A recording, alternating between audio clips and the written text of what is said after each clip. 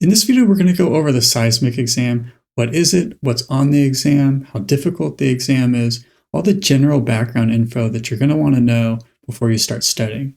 Now, it's worth noting that nothing in this video is going to be tested on the exam. It's only background information. So let's get started. So real quick, our agenda for today is to talk about the exam requirements, how many questions are there, how long is the exam, how do you actually apply to take the exam.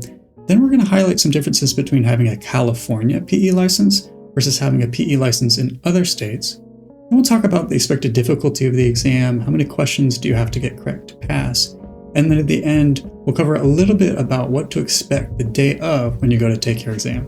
If you're watching this video, you're probably already aware of why you have to take the seismic exam, but for anyone watching who isn't aware, the seismic exam is one of two state-specific exams that you have to take to obtain your California PE license, as opposed to other states where once you pass your 8-hour exam, you get your license. So that's, of course, why you have to take the exam.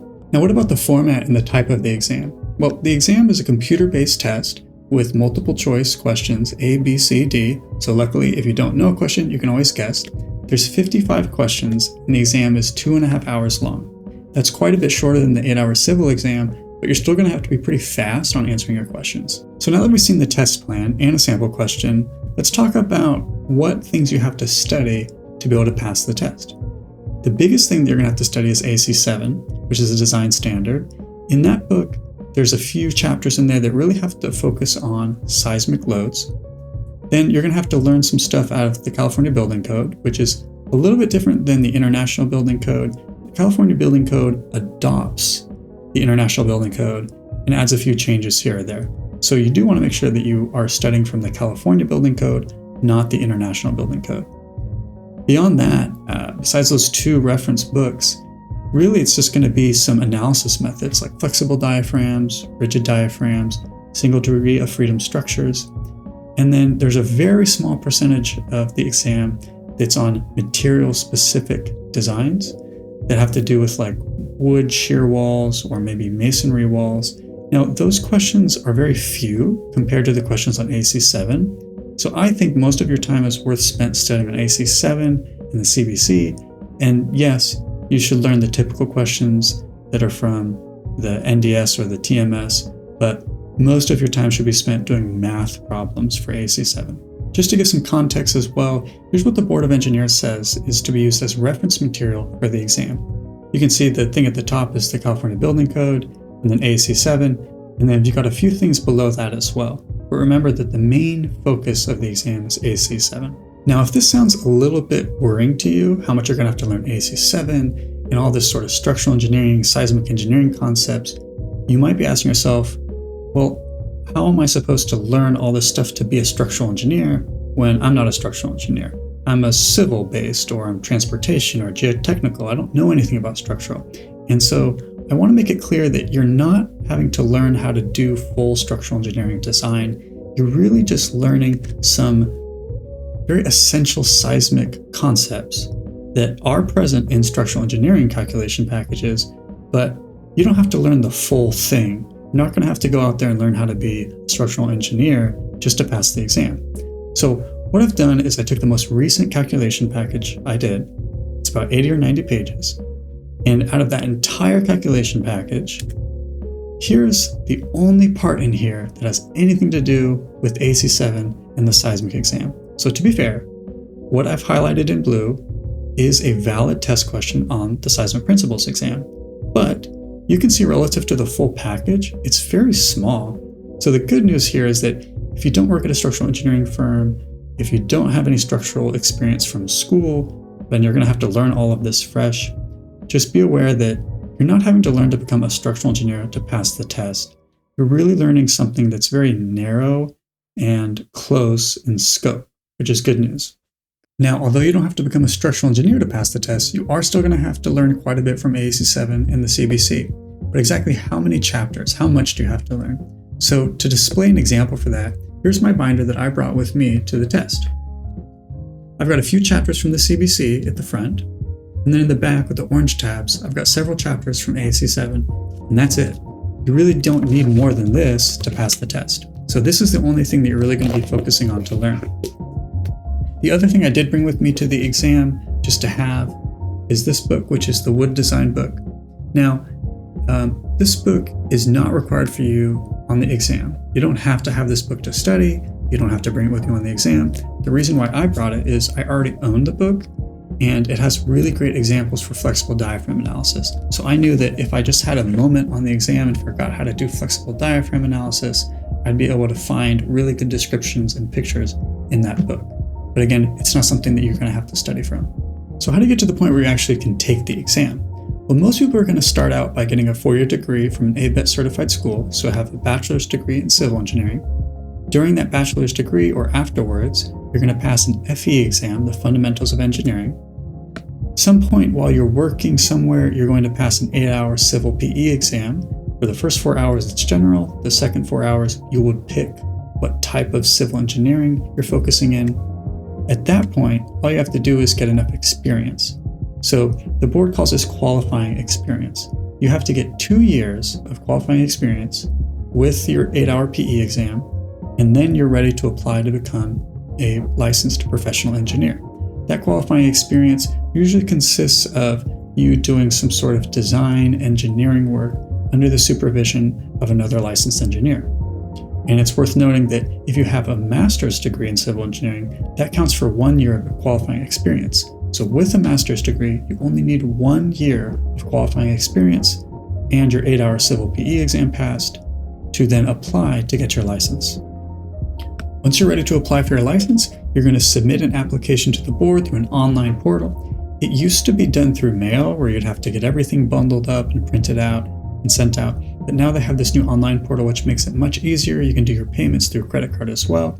So you're going to submit this application to the board, and you're going to have to wait a while because someone's going to have to review it and make sure that you really do have the qualifying experience and you did pass your exam.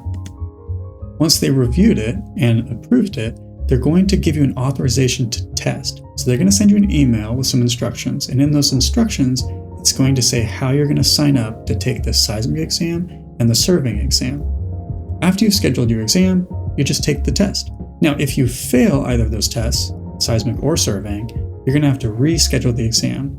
And when you go to reschedule the exam, you have to go through the board again, so you do have to pay them money every time you want to be eligible to take the test, regardless of whether or not you actually take the test or if you end up passing it or failing it. So you definitely want to try and pass it the first try. Now, there's a few differences between getting a PE license in California and other states. We know one of them, in that in California, after you apply for your PE license, you don't get it. You get an authorization to take 2 additional tests. But also there's a difference in the amount of qualifying experience you have to have in California versus other states.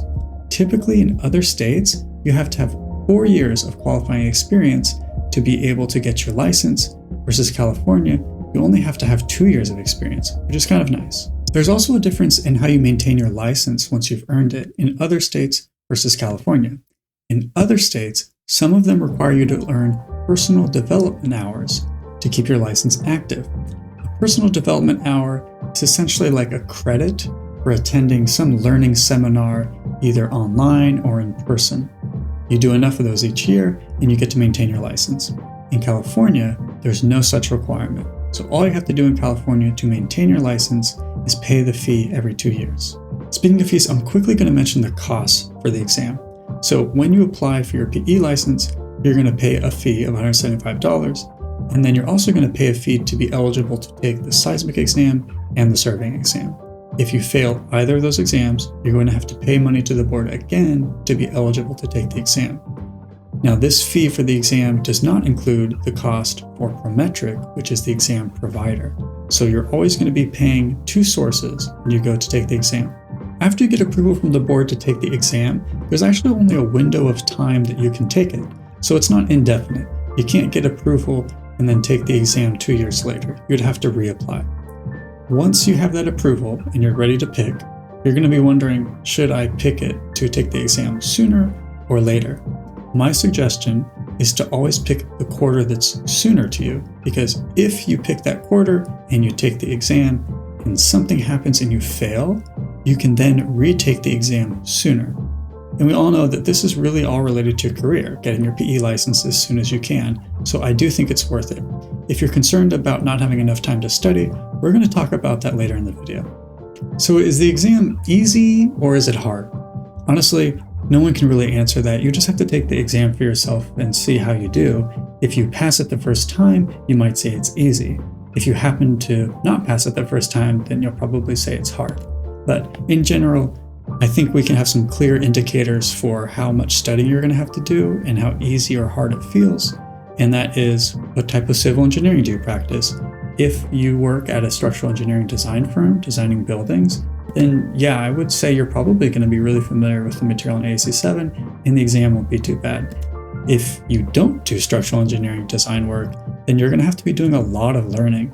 And anytime you're having to do learning just for an exam, chances are you're going to have to be doing a lot more thinking and focusing during the exam. And so, yeah, it may be more difficult. Structural engineers will always have that advantage that they can start to pull things from their personal experience, and it's just better ingrained. So I don't think anyone can say whether the exam is easy or difficult. It is multiple choice after all. You could just guess, but certainly depending on what type of civil engineering you do will indicate how it might feel for you and how much studying you have to do to pass the test. Even if we can't say whether the exam is going to be easy or hard, we can at least look at how much time people typically spend studying for the exam. In general, from what I could find online, most people are typically spending a few months preparation and maybe 100 hours total. It's going to vary a lot. The best way to study would be to study only enough to just barely pass the exam. That way you're not wasting any of your time. However, it's really not worth that risk, and you don't know whether you're going to be ready or not until you go to take the exam. One thing I could mention though is that if you can complete any random seismic problem in under 2 minutes, and you can at least think of the pathway to be able to solve the problem, then you might be ready for the exam. If it's taking you more than 2 minutes to solve most practice problems, then I would say you're definitely not ready for the exam. Because when you go to take the exam, it's just like taking any test. You might get nervous and your performance might be a little bit worse. So I would just try and gauge it by study enough so that you can get through most problems quickly. And in general, it seems like a few months or maybe 100 hours total is enough to get you going. Now, what about the pass rate for the exam? How many questions do I have to get correct to pass it? The short answer is that we don't know. The only data we have is from 2017 and prior. 2018 and newer, we don't have any data from the Board of Engineers. So all of the figures that I'm showing here are sort of averaged from that historic data. In general, you're going to need to get more than 50% of questions correct to pass the exam. And in general, 1 out of 2 people is going to pass the exam. As a round total, there's definitely more than 1,000 people taking the exam each year. Today, there's probably closer to 2,000 or more than 2,000. So we've given a lot of basic info about the seismic exam and the California PE license, but now I want to talk about the day of. What's it going to look like when you actually go to take the test? So what you're going to do is you're going to go to the testing center 30 minutes before you're supposed to take the exam. You're going to walk into a room and you're going to sign in at a desk. They're going to verify you are who you say you are with your ID. They're going to give you a key to a locker. You're going to be putting all of your stuff in the locker that you're not supposed to have in the exam. So your phone, your watch, any electronic things. And then you're just going to sit down and wait until someone calls your name. Once someone calls your name, they'll take you into another area where they'll check to make sure that you are only bringing in the allowed materials, which you can see is the description below. And then once they've sat you down at a computer, you'll be able to take the exam. As you take the exam, if you need anything from an assistant, you'll raise your hand to get that. So they give you usually a couple pieces of paper and a pencil, so you'll have some scratch paper to do math on. The thing I would note as well is, as you're studying for the exam, try not to make a habit of writing things down in your resource material, which I don't know why you would do anyway, but you're not supposed to be writing anything on any material that you're taking with you after you leave the exam. So you're only allowed to write on the scratch paper. Now, after you're done with the exam, you're just going to wait. And you don't have to wait long though. You should get your results back the next month from which you took the exam. So it won't be long to find out whether you passed or failed. Hopefully you passed, and then you can get your license. And that's it for this video. Hopefully you found this information helpful. If you have any lingering questions or things you want clarified, feel free to comment in the video below. Or if you'd like, you can check out our website for our FAQ and our exam guide, where we go into a lot more detail. Otherwise, good luck on the exam and don't study too hard.